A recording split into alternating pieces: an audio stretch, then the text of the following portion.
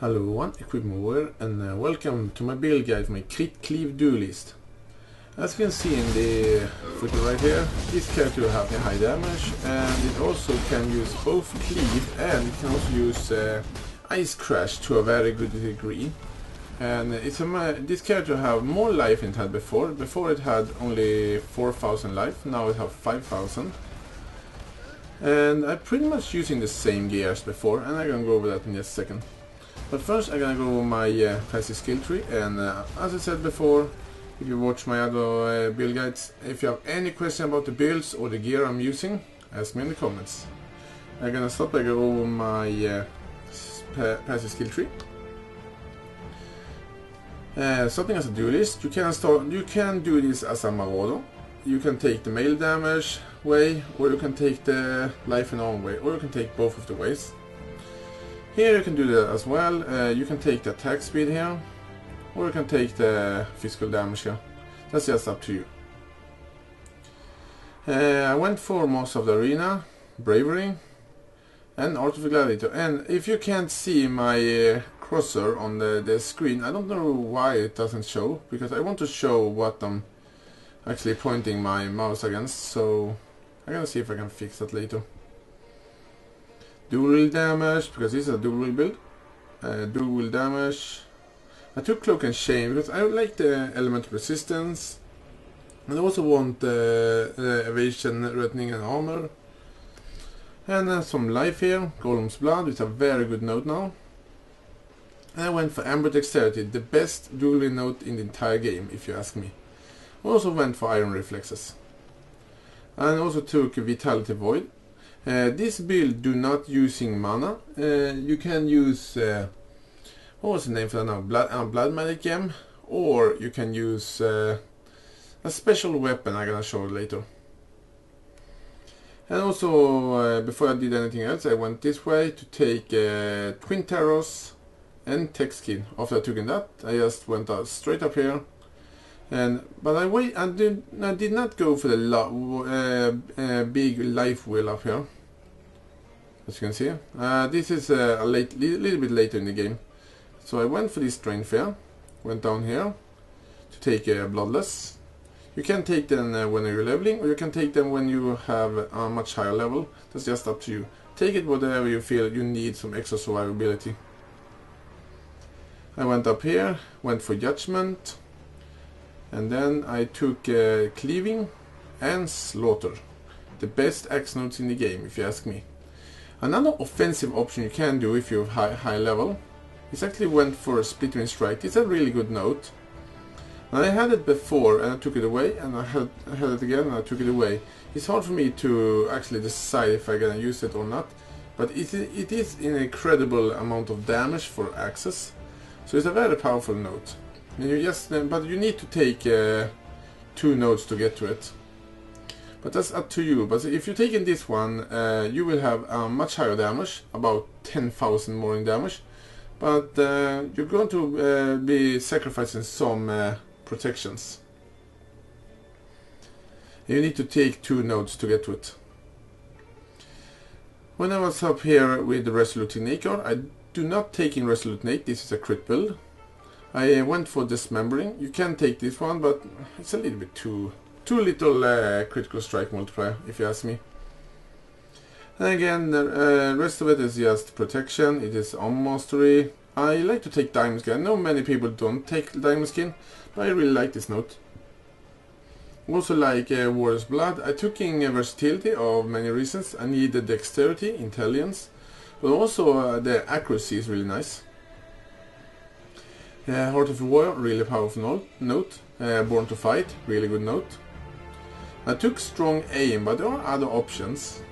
If you want for more defensive approach, you can skip Strong Aim, 100 melee damage, and go for dual wielding damage and block.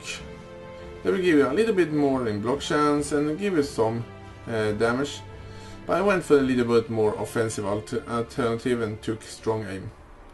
Another thing you can do with these 3 points is actually taking Berserking if you want more attack speed, which are a really good choice as well. And finally, try to take the whole life wheel, because you're gonna need a lot of life on this build, because this is a little bit of a glass cannon. Your biggest defense is your offense. If you're killing the enemy in just 1 or 2 hits and they don't even have a chance to attack you, you have did a good build. And almost forget another thing you can go for if you want to take 1 point here and go for by the blade. And take the attack speed note here if you want. The attack speed note here is really good. That's actually an option. That's pretty much it. You're on a fair amount of options. So let's go a gear, and then I'm gonna show why you need mana. Some people have asked me why I can use. As you can see, I am 0 mana right now. I just reserving everything I have, and the reason I can do that without needing mana, don't using blood medic on this build, it is because I'm using this weapon called Soul Taker. This weapon actually remove your need for using mana in melee. It's a pretty expensive weapon, but it's a very powerful weapon, and if you can get it with this build, use it. It's a very powerful weapon. And another thing, I'm using this amulet here. I really want to have an amulet which have some accuracy on it, because I had some problem with accuracy right now. My accuracy is only, let's take a look. My chance to hit is only 81%, which is a little bit low. I want to have like 87 or more. But I couldn't find any gear I could use who had that good accuracy. I could probably drop Malagas, this handscan and these gloves here to get the accuracy. But I really want these gloves here because they are really offensive, and I really like these gloves. And by the way, I'm gonna go to the gloves here. These gloves are using as I said before, I'm using them for crit and the crit multiplier. This belt here is it's both offensive and it is defensive. It has really good protection notes, really good resistance, good life. It's a really good belt. Not the best one, but it's really good. Also using this ring here. As you can see, many of my gear have lightning resist on it, and the reason I need lightning resist. And by the way, this ring also have a really good amount of both strength and intelligence. And intelligence is pretty useful actually, and really good amount of lightning resistance. The reason I need that much lightning resistance is because I'm using a helmet called Abyssus, which makes me take more physical damage when I'm hit. I actually need to use something to protect me against that. That's the reason I'm using a lightning coil. Lightning coil converts the physical damage you take into lightning instead, but it reduces your lightning resistance by 60%. So that's the reason I need so much lightning resistance on my different gear. But this is the best armor I have found to protect me against physical attack, because physical attack is the main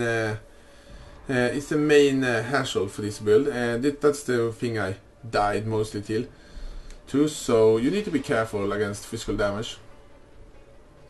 And by the way, you need Abyssus to this build. This is like the core of the build. Abyssus give you a huge amount of damage. You can see that melee critical strike multiplier. That's the reason this build have that insane high damage. It's the most damaging build I have. And I almost forgot, I'm using this axe here. It's just a rare axe with a crit, a little bit crit on. And try to get an axe with have some crits, because you can need that, and that increases your damage and damage substantially. And finally, I'm using this is just evasion boots, and I forgot to. They are pretty new. I just got them for like a day ago. And I can see, and now I forgot to actually give it increased quality, but I will fix that later. And they are purely defensive. I don't have it on with movement speed, with the optimal, but they are too expensive, so I get these boots. It would be better if there was armor-based boots, because I need some more red sockets, but it works anyway.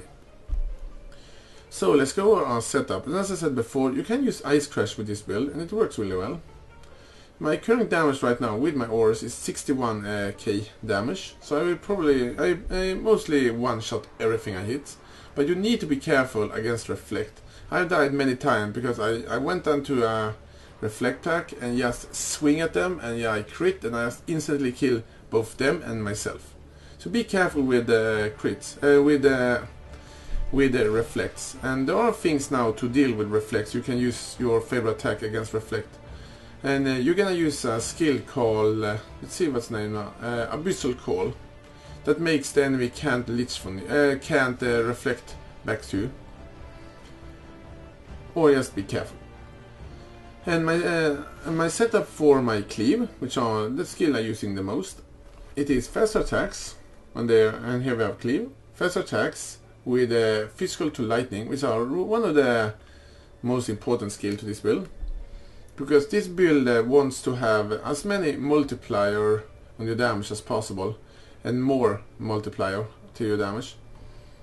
So using physical to lightning, it converts half your physical damage into lightning damage. Using melee physical damage, so you get more melee physical damage, which are one of the most important things. And the same thing with attack speed. And also using weapon elemental damage, which are a must in this build. And I really, if I had, and I really wish I had a 6-linked armor, I would link it with increased added fire damage. That would be the most optimal, most damaging setup you can have. I'm not using a specific aura setup, as I said before. The auras do not need to have reduced mana anymore. So, many of the gems I have here are actually something I leveled. Vengeance is actually a gem which triggers when you are attacked. And it does quite a bit of damage. I can see if I can find it here. There was a repose. There was Vengeance. It do about 3,800 damage, and that's free damage, and it's unsupported. It doesn't have any support. And it will mostly one-hit everything it hits. Same thing with Repose, which actually are supported. Let's see if I can find where I have it. Alright, it's not supported by anything special. But I forgot right now what I put it. Ah, there it was. It's not supported by anything. It's supported by Ice Bite. Almost forgot that. That's just a skill I level up. And I have some constant damage taken setup, which are Molten Shell with Warlord's Mark, together with the level 1 constant damage taken.